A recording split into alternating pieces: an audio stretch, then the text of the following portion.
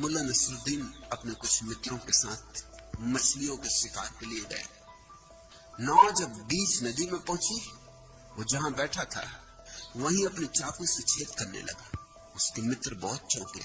चंदूलाल ने कहा, ये क्या करते हो? डब्बू जी ने कहा, पागल हो गए, होश है? मुल्ला ने कहा, मैं अपनी जगह पे कर रहा हूं।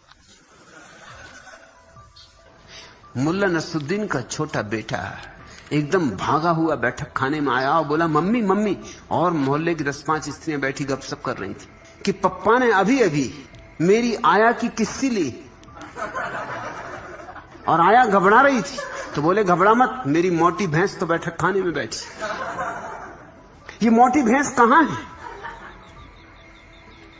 मैं विश्वविद्यालय में शिक्षक था तो मेरे पड़ोस में एक बंगाली प्रोफेसर थे, भट्टाचार्य। मैं पहले ही दिन उस मकान में पहुंचा था। मुझे कुछ भट्टाचार्य के परिवार के रहस्य पता नहीं थे। दीवार पतली थी, आवाज यहां से वहां आती जाती थी। रात कोई 12 बजे उनकी पत्नी में झगड़ा हो गया। मेरी भी नींद खुल गई। कोई उपाय ही ना था, सुनना ही पड़े जो हो रहा था। बात जब बहुत बढ़ गई तो मैं भी थोड़ा चिंतित हुआ, क्योंकि भट्टाचार्य ने अपना छत्ता उठा लिया और कहा कि मैं चला मरने, मैं जाकर ट्रेन के नीचे सो जाऊंगा। पत्नी ने कहा, जा।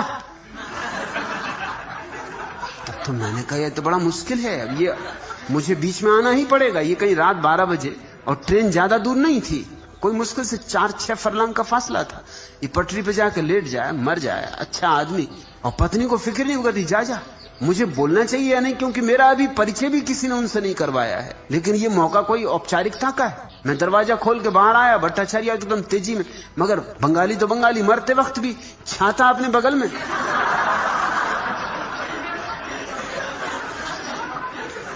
छाता लेके एकदम निकल ही गए घर से।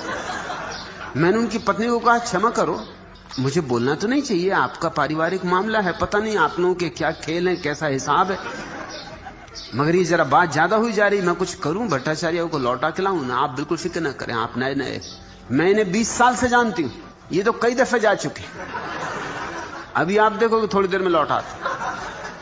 उसने कहा कि अब आपने पूछ ही लिया तो आपको कह दूं, एक दफे तो ये टिफिन लेके गए थे मरने, आपको छत्ता देख के हैरानी हो रही होगी।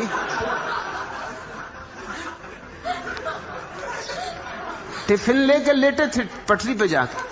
किसी किसान ने पूछा कि आप क्या कर रहे हैं? पटरी पे भी ऐसे लेटे थे जिस पे शायद ही कभी गाड़ियां आती, सिर्फ मालगाड़ियां संटिंग करती।